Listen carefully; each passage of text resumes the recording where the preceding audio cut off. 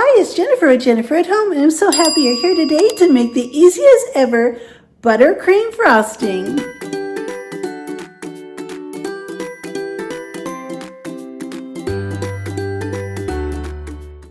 These are the ingredients we'll need to make this super easy buttercream frosting. We'll need some confectioner sugar, butter, fine salt, heavy whipping cream, and vanilla. I'm going to be using a clear vanilla so that my frosting will be nice and bright and white. You can easily purchase this at Walmart in the wedding cake baking section. I'm going to be using my paddle attachment, and I already have my butter in the bowl. I'm going to go ahead and mix this on low to start off with, and then I'll put it up to medium and mix this for about 30 seconds. I've mixed my room temperature butter for about 30 seconds on medium, and now I'm going to add in my vanilla and salt. I'll mix this on low until these are both incorporated. Now that my vanilla and salt are added, I'm going to go ahead and add in my powdered sugar.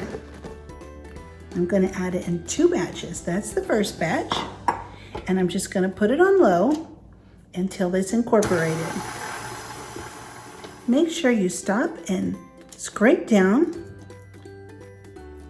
your bowl and paddle in between at some point in time, once or twice, just to make sure that everything's going well and everything is incorporated.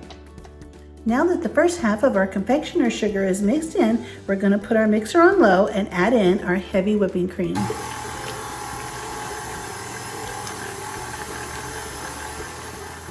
Our heavy whipping cream is mixed in, so we'll go ahead and add in the second half of our confectioner sugar. Now, if you're doing a really big batch, you might want to put a towel over top of your mixer when you pour it in, just through the side, because that way when you turn it on, it won't go everywhere. But I'm only doing a half batch, and you can easily double this batch if you'd like to. So we'll put this on low and get this mixed in. Our buttercream looks really nice. At this point in time, I'm going to remove the paddle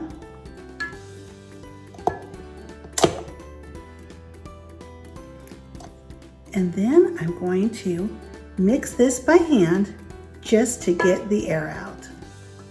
If you were going to add coloring, of course you would do that before you took the paddle out, but I'm going to leave my buttercream nice and bright and white. So I'm moving on. I've removed the paddle, and now I'm going to take the buttercream. I've checked it and made sure it was the consistency I wanted. So now I'm going to take it and I'm just going to push it back and forth against the sides of the bowl for about 60 seconds. And what this is going to do is remove all of the excess air, and it'll make the buttercream nice and smooth.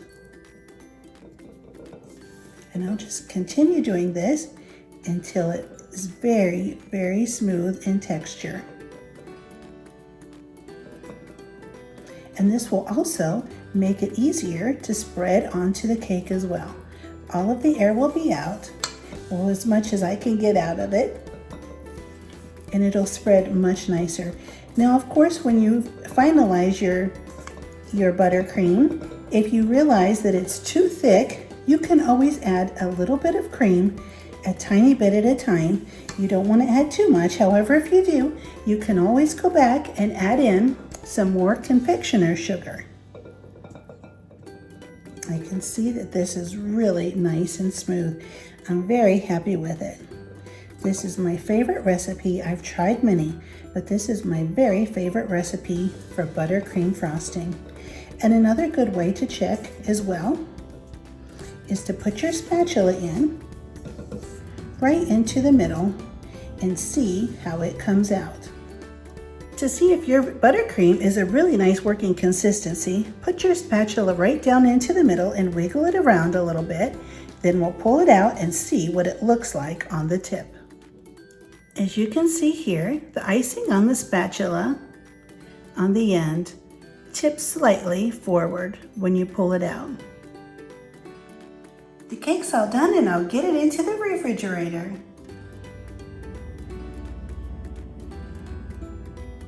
Once you have your cake all decorated with this buttercream frosting, you don't even have to store it in the refrigerator.